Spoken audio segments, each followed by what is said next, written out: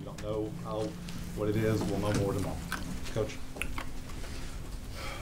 Okay.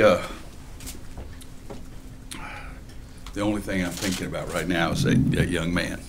He's just a tough little nut who's worked his tail off to get back in this position, and our hopes and prayers are that there's nothing seriously wrong, but we won't know until they do all the tests and things like that. So my team is hurting for him right now, and we're happy that we sneaked by. We didn't make the plays we like to make down the stretch. You shouldn't foul a three-point shooter. You shouldn't touch somebody on his fingernail and let him lay it up to get another three-point play. Missed a 1-and-1 in there, so we did a lot of things, but most proud I was of my team is when they came out early in the second half and made those plays and all of a sudden took a lead, and then we came back and played very well for 4 or 5 minutes and got it back. B-Rob was something, made some big-time threes for us. Garrison, I think, 11 and 11.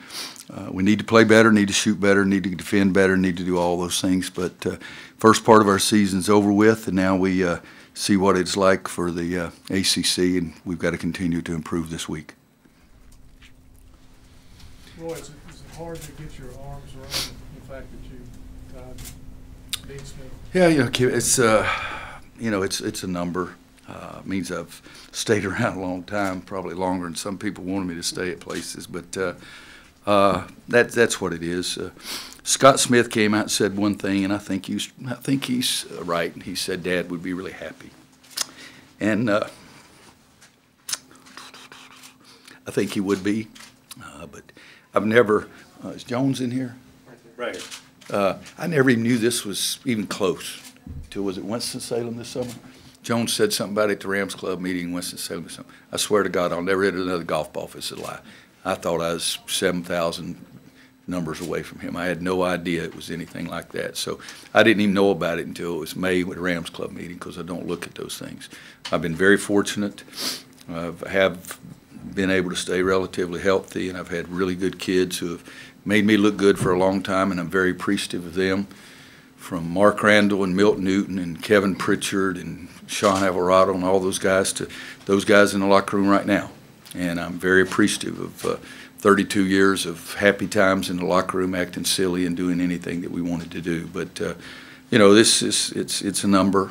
I'm very fortunate the teams I've had have been so good, because I didn't become a head coach until I was 38, and I would have been very satisfied to have stayed and been Coach Smith's assistant until he left, and then Coach Guthrid's assistant until he left, and then Eddie Fogler's assistant until he left. And then I'd have gone with Eddie, except I'd have gone to the golf course, he would have gone to the track. Let's it's a number. And I'm pleased for my players. Yeah, I'm a little pleased for my family. I guess it means something, but I haven't talked to them about it. I haven't said a word to anybody in my family. Didn't say anything to anybody in the team. I didn't want to stay out there. Kirsch sort of insisted. I could have said no if I'd wanted to, and I'd outquicked him getting to the locker room. But I'm sure it means something to my friends, people who have stuck with me, my foxhole buddies and all that things. And I see Kenny standing back there. And I think the players that I coached as an assistant, I think they're happy too, because those were tough times. Shoot, I was driving film, selling counters, freaking feed my family. So it's, but the Carolina basketball family is the strongest there's ever been, there ever will be, and anybody else can do what they want to do, but I know that ours is the best and the strongest ever. Now, if somebody has another question about the game, I'll talk to you. Can I ask you one question about that? You say it's just a number, but is it also a tribute to Coach Smith, because you learn from him, and he helped teach somebody that? Well, I think every game I coach is a tribute to Coach Smith. I mean, I'm not one of those guys that talks about the Lord and what would Jesus do, and a lot of times I say, I wonder what Coach Smith would do. But most of the time, the greatest advice he ever gave me the night before I left to go to Kansas as a head coach. And I said something to him, and he said, just be yourself. He said, you're good enough. Just be yourself. If you be yourself, you're going to be one of the great coaches. And so I've trusted that. That's what it's been. But I do coach every game for the players, not for Coach Smith and not for me. I coach every game for the players and try to do the best I can. Now let's talk about something else. Aside from what they actually bring to the game, what have Anthony and Jeremiah meant as far as their approach and getting back? Some toughness was the biggest thing. I mean, guys, I'm dumbfounded how well that they've played with such little practice that they've had. And, you know, it's crazy, the injuries that happen to people. I mean, you know, his other leg. I mean, and the good news is they worked on both legs trying to make both of them stronger. I mean, Jonas Saratian and Doug Howerson, our trainer, nobody's ever worked with kids better than those two guys do. They're the best I've ever been around. And like I said earlier, I work out Mondays, Wednesdays, Friday morning in the weight room. I know it doesn't look like it, but I do.